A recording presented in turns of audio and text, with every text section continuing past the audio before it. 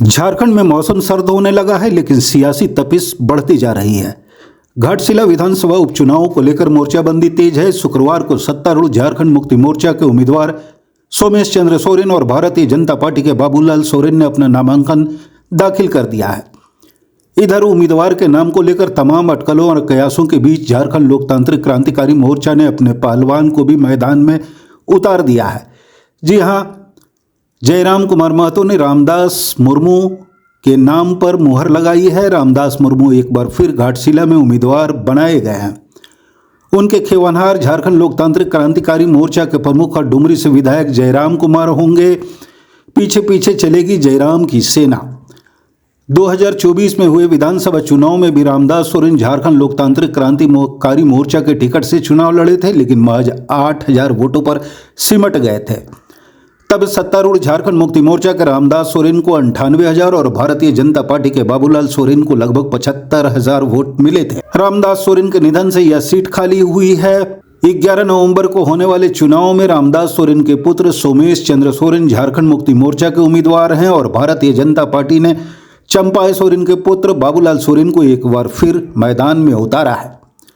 तब पूछा जा सकता है कि झारखंड मुक्ति मोर्चा और भारतीय जनता पार्टी के बीच टसल वाले इस उपचुनाव में झारखंड लोकतांत्रिक क्रांतिकारी मोर्चा के उम्मीदवार की क्या हैसियत होगी और जयराम किसका खेल बनाएंगे अथवा किसका खेल बिगाड़ेंगे। इसलिए झारखंड लोकतांत्रिक क्रांतिकारी मोर्चा के खम ठोके जाने के साथ ही भारतीय जनता पार्टी और सत्तारूढ़ झारखंड मुक्ति मोर्चा दोनों के कान खड़े हो गए हैं। 2024 का चुनाव झारखंड लोकतांत्रिक क्रांतिकारी मोर्चा के लिए पहला चुनाव था। चुनाव में झारखंड लोकतांत्रिक क्रांतिकारी मोर्चा ने पूरे राज्य में 71 सीटों पर उम्मीदवार उतारे थे। जीत तो अकेला जयराम की हुई, लेकिन लगभग 10.5 लाख वोट लाकर जयराम की पार्टी ने 2024 के चुनाव में भारतीय जनता पार्टी और उसकी सहयोगी आसू पार्टी को अच्छी खासी चोट पहुंचा दी। चुनाव के 10 महीने बाद अब मोर्चा का संगठन भी खड़ा होता दिख रहा है और कार्यकर्ता समर्थकों में तेवर भी भरने लगे हैं।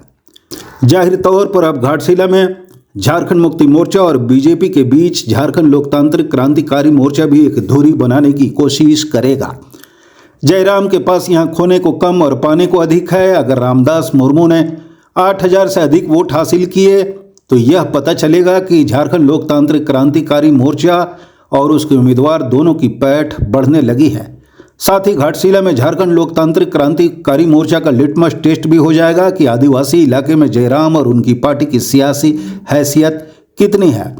इसलिए कि आदिवासी इलाके में झारखंड मुक्ति मोर्चा गठबंधन के पिछले चुनावों में दमदार प्रदर्शन किया है। घाटशिला में झारखंड मुक्ति मोर्चा की जमीन पहले से मजबूत रही है। पार्टी अपनी जीत को लेकर विश्वास से लबरेज है। रामदास सोरेन यहां से पहले 3 बार चुनाव जीते हैं और 1990 से 2024 तक हुए 9 बार के चुनाव में भारतीय जनता पार्टी सिर्फ 1 बार जीती है। लेकिन भारतीय जनता पार्टी इस उपचुनाव के बहाने उन मिथकों को तोड़ने की कोशिशों में जुटी है। आदिवासियों के लिए रिजर्व घाटशिला सीट में 2,55,823 वोटर उम्मीदवारों की किस्मत का फैसला करेंगे। बीजेपी के अंदर खाने अब तक यह कोशिशें चल रही थी कि जयराम घाटशिला के उपचुनाव में उम्मीदवार नहीं उतारें ताकि कुर्मी ओबीसी वोटों का समीकरण पार्टी साध सके।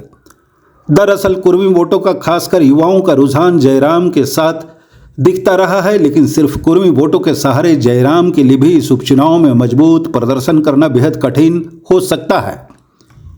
दूसरा जो सबसे महत्वपूर्ण है, कुर्मी समाज के द्वारा आदिवासी की सूची में शामिल करने की मांग को लेकर पिछले 20 सितंबर को रेल टेका डहर छेका आंदोलन के बाद आदिवासी समुदाय ने जिस तरह से कुर्मियों की मांग के खिलाफ मोर्चा खोल दिया है, जगह जगह जुलूस, प्रदर्शन, सभा, रैलियां निकाली जा रही है। इधर कुर्मियों की मांग के समर्थन में जयराम और उनकी पार्टी भी खड़ी है, इसलिए आदिवासियों के निशाने पर जयराम रहे हैं।